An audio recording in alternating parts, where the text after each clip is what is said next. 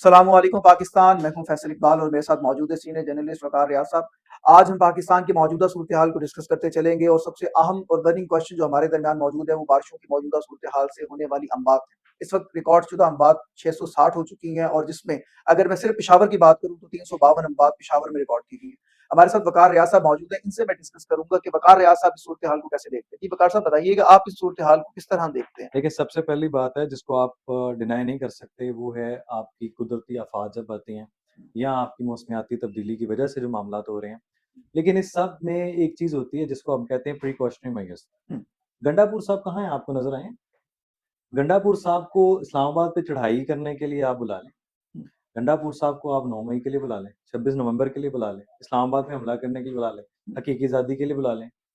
अपना सरकार का जो सीएम हाउस इनको मिला हुआ है, वहाँ से ये भाग जाते हैं, 12 इज़लाक क्रॉस करके वापस निकल जाते हैं। मतलब इनके पास सब कुछ करने को है, लेकिन क्या रियासत के खिलाफ। हम्म, आप मुझे बताएँ, क्या कुदरती आफ़ात ने क्या पंजाब को नहीं अफ़ेक्ट किया? बिल्कुल। बाकी किसी सूबे को नहीं किया। लेकिन वो हालात आप देखें, जो हालात केपीके के हैं, हम्म, 3 बार आप हुकूमत ले चुके हैं, चौथी हुकूमत है आपकी। हम्म, 15 साल से जो मेन सिटी, जैसे हम कहें कि लाहौर मेन सिटी पंजाब का दिल है, पेशावर आपका केपीके का है। तो मुझे बताएँ, क्या इक़दामात किए हैं आपने?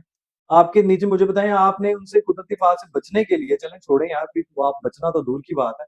आप एक चीज़ बता दें कि आपका कोई एक अमल, इक़दाम, आपका तो हेलीकॉप्टर गायब हो गया चीफ सेक्रेटरी साहब के पिछले अभी कुछ दिन, 2 दिन एग्जैक्टली। पहले की बात है जी, आपका हमारा हेलीकॉप्टर ही जो है वो गायब हो गया। तो ये हेलीकॉप्टर आपको इस्लामाबाद पे चढ़ाई करने के लिए और गायब होने के लिए रियासत के खिलाफ तो ज़रूर नज़र आएगा। लेकिन ये आपको कुदरती आफ़ात से बचने का, आपको याद है वो जो एक फैमिली जो दरिया में जो है वो सब रह गई थी, आपको याद है? तो उस दिन कहाँ था हेलीकॉप्टर आपका? बिल्कुल तो बिल्कुल। गंडापुर साहब बड़कों के अलावा ये शराब बरामद वाले केस से हटें तो इनको कुछ समझ आए ना कुछ, और ये सिर्फ गुंडागर्दी से आए बाहर निकले तो इनको समझ आए। हम्म, कोई एक प्रिकॉशनरी मेजर नहीं है, कोई एक इकदाम नहीं है।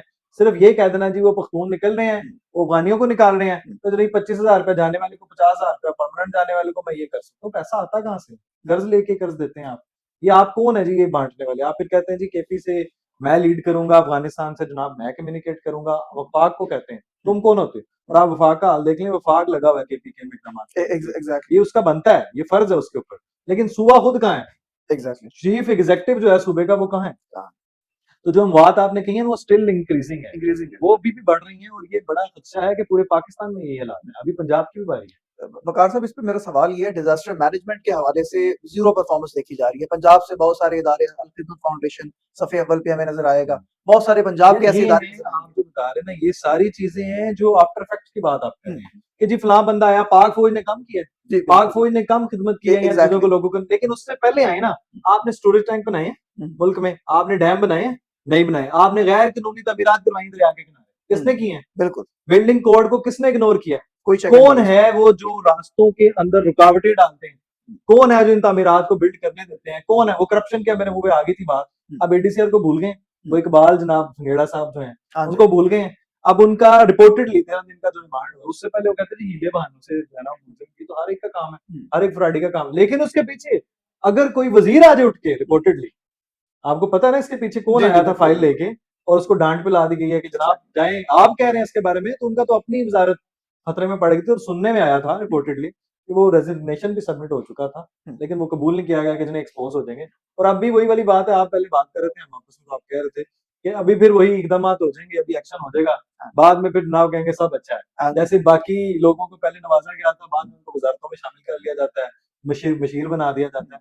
तो इनका भी वही हाल है कि एक एडीसीआर, हम्म, अभी तो ये एडीसीआर है, वैसे मैं आपको क्लर्कों के हाल बता सकता हूँ जो करोड़पति हैं। हम्म, तो ये कहते हैं करप्शन कहाँ पे है, तो ये इनके पास लैंड क्रूजर्स है, रोलक गाड़ी है, ये वो बता रहा हूँ सिर्फ जो अभी करप्शन की मद में डिक्लेयर्ड ली हुई। गई है, करप्शन की मद में ली गई है। हम्म, और ये हाईलाइटेड है, आपको पता भी है सरकार हाँ का जी। रिपोर्टेडली महकमों का, ये जो रिकवर होता है उसका कितना हिस्सा हमें प्रेजेंट किया जाता है और कितना हिस्सा अंदर चला जा चुका होता है। बिल्कुल बिल्कुल। तो अभी आपकी जो असल चीज थी ये जा चुका होता से याद आया कि भारत की हठधर्मी देख ली, जैसे गंडापुर साहब की हठधर्मी है। हाँ अभी आप नेक्स्ट क्वेश्चन पे हम जी इसीलिए जी। आएंगे कि आप उसका जंगी जुनून, दिमागी कैफियत चेक करें मोदी की सरकार की। वो कभी क्रिश्चियनिटी पे हमला करता है, कभी मुसलमानों पे, वैसे तो मुसलमानों के खिलाफ है। हाँ हाँ। अभी उसका सारा फोकस जो है ना, वो फिर अगला इलेक्शन तैयार करने के लिए है कि जनाब हमने ना पाकिस्तान को नहीं छोड़ना, हमने S-400 सिस्टम तबाह किया ना उनका, बिल्कुल अब बिल्कुल। उन्होंने नया एक सिस्टम लॉन्च कर दिया, वो भी क्रिश्चियनिटी को फौज में लाने के लिए। एक तरीका होता है ना, आपको पता है।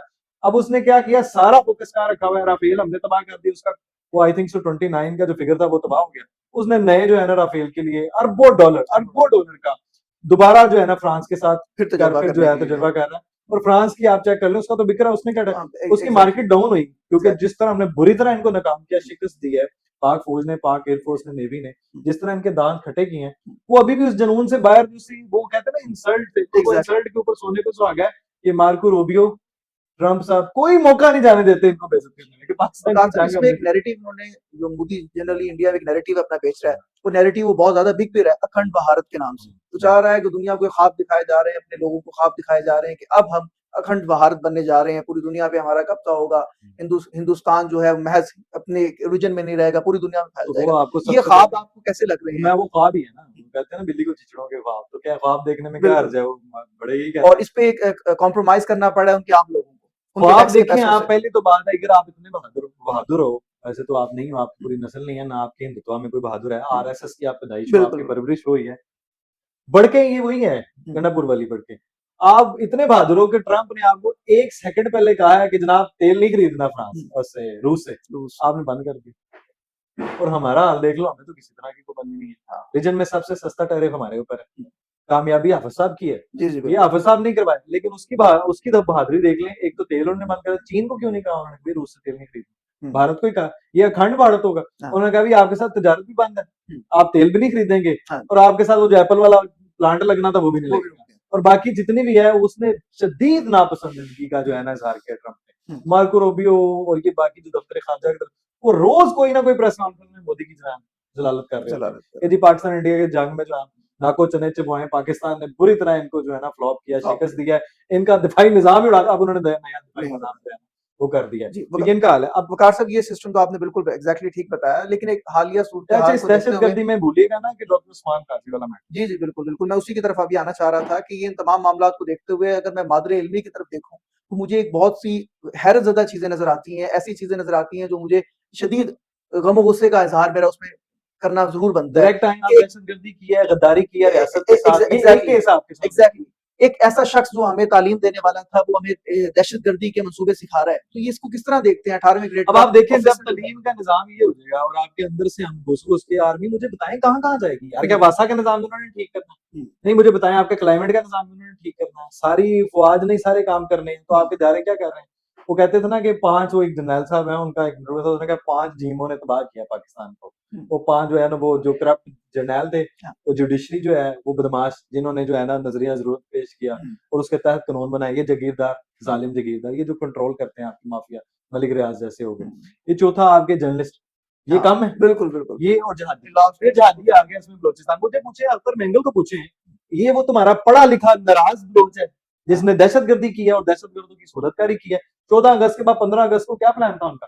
बलोचिस्तान को बिल्कुल फिर बिल्कुल। जो है ना पाकिस्तान में एक अफरा तफरी, अफरा तफरी फैलाना। पाकिस्तान को नुकसान करना, पाकिस्तान को तोड़ने की साजिश करना, पाकिस्तान को किसी भी तरीके से जनाब बदअमनी फैलाते रहना, ये वो मिसिंग पर्सन, 2 दिन पहले ये बंदा मिसिंग था, आपको पता है इस बात पे रिपोर्टेड?